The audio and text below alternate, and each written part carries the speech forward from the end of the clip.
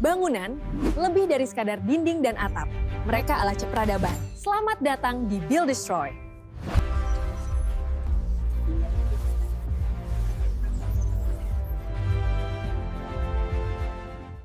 Pernah kepikiran nggak kalau arsitektur itu sama kayak bahasa, ternyata punya tata bahasanya sendiri? Maksudnya, ada semacam aturan-aturan tak kasat mata yang mengatur gimana sebuah bangunan ngobrol sama kita lewat bentuk dan ruangannya. Oke, yuk kita bedah ide yang super menarik ini.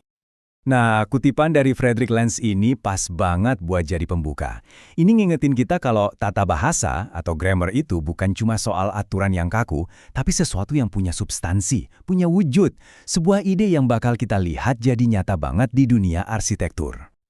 Ini dia peta perjalanan kita kali ini. Kita bakal mulai dari konsep dasarnya, terus kita bongkar satu-satu komponennya, lihat gimana cara kerjanya, jalan-jalan lihat contoh nyata di seluruh dunia, dan terakhir kita bakal ngobrolin soal apa sih artinya ini semua buat kreativitas?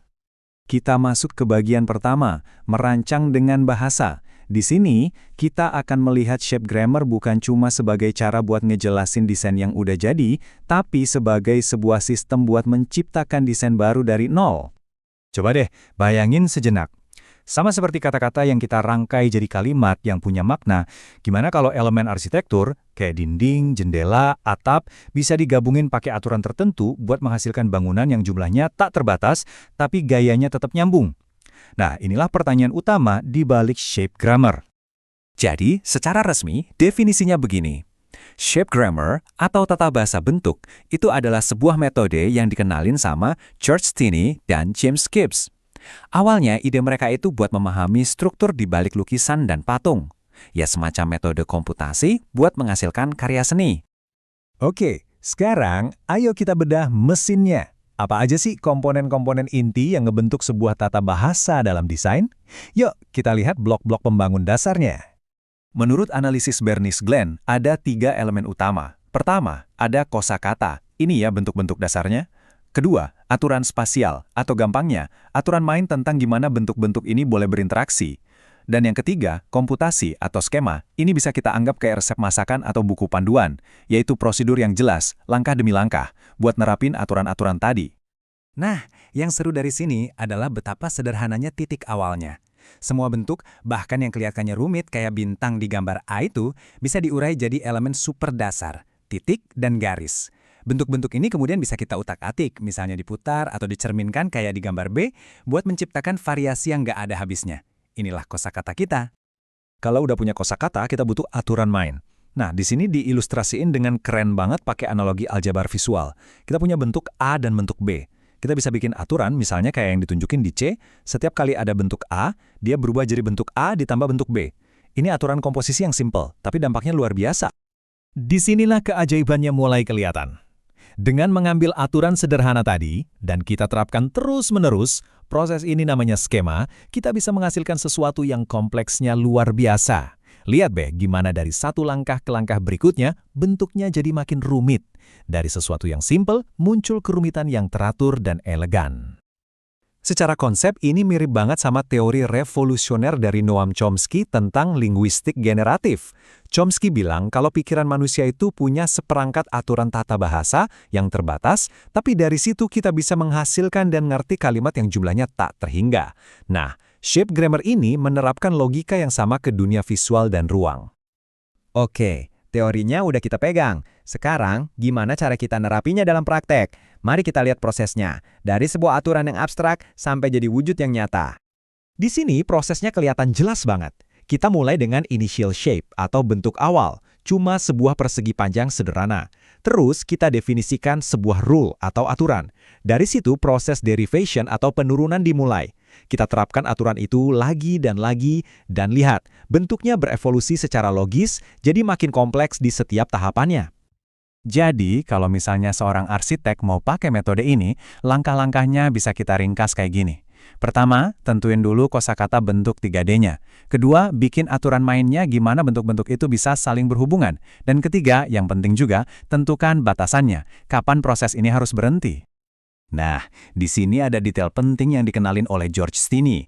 Ternyata ada 2 jenis aturan. Aturan komposisi itu yang dari tadi kita bahas, aturan yang secara fisik menciptakan bentuk baru. Tapi ada juga aturan evokasi, yaitu aturan yang mengubah interpretasi atau makna dari sebuah bentuk. Contoh gampangnya, sebuah aturan bisa bilang, kalau ada kubus ditaruh persis di atas kubus lain, kombinasi ini artinya kekuatan. Nah, ini udah masuk ke area semiotika desain yang jauh lebih rumit. Nah, ini dia bagian yang paling seru. Mari kita lihat gimana teori ini ngebantu kita membaca gaya-gaya arsitektur terkenal dari seluruh dunia, seolah-olah semuanya itu adalah bahasa yang beda-beda dengan tata bahasanya masing-masing. Coba lihat denah-denah villa karya arsitek legendaris Andrea Palladio ini. Sekilas kelihatannya beda-beda ya kan?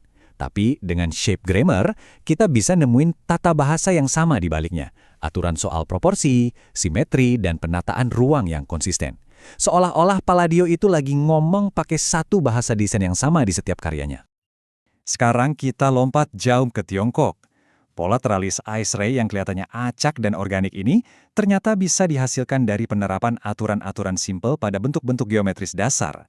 Ini nunjukin betapa universalnya konsep tata bahasa bentuk, bisa ngejelasin estetika yang sangat berbeda dari satu budaya ke budaya lain. Dan ini bukti kalau shape grammar itu nggak cuma buat bangunan. Tata letak taman Mughal yang indah ini juga ngikutin sebuah tata bahasa. Pola yang berulang dan simetris ini adalah hasil dari penerapan aturan yang ketat, menciptakan sebuah lanskap yang terasa harmonis dan teratur banget secara matematis. Mungkin ada yang mikir, ini kan cuma berlaku buat desain yang simetris dan teratur. Eits, ternyata enggak. Bahkan gaya yang kompleks dan kelihatannya asimetris kayak rumah Queen Anne di Inggris ini, itu bisa diurai jadi kosakata bentuk dan aturan komposisinya. Ini nunjukin betapa kuatnya metode ini buat nangani kerumitan yang tinggi sekalipun. Dan ini bukan cuma teori kuno loh. Di sini kita bisa lihat gimana mahasiswa arsitektur zaman sekarang pakai prinsip-prinsip ini sebagai alat desain yang hidup dan relevan. Mereka mulai dengan mendefinisikan vocabulary bentuk, lalu relation rules atau aturan hubungannya, dan akhirnya ngebangun model 3D yang kompleks. Jadi setelah lihat semua ini, apa sih intinya? Kenapa kita perlu peduli sama logika yang tersembunyi di balik kreativitas ini? Poin utamanya adalah ini, shape grammar itu bukan soal bikin komputer ngedesain secara acak. Justru sebaliknya, ini adalah alat buat desainer biar bisa paham DNA atau logika dari sebuah gaya arsitektur. Dengan begini, desainer jadi bebas buat berinovasi sambil mastiin karya baru mereka tetap terasa fasih dan nyambung dalam bahasa arsitektur yang sudah ada. Inilah jembatan antara logika komputasi dan intuisi artistik. Dan ini membawa kita ke pertanyaan penutup yang cukup provokatif. Kalau arsitektur memang punya tata bahasa dengan aturan dan kosakata yang bisa kita definisikan, mungkinkah suatu saat nanti kecerdasan buatan itu nggak cuma bisa nulis bangunan, tapi juga bisa menciptakan puisi arsitektur yang bisa menggugah emosi? Sebuah pertanyaan untuk kita renungkan bersama.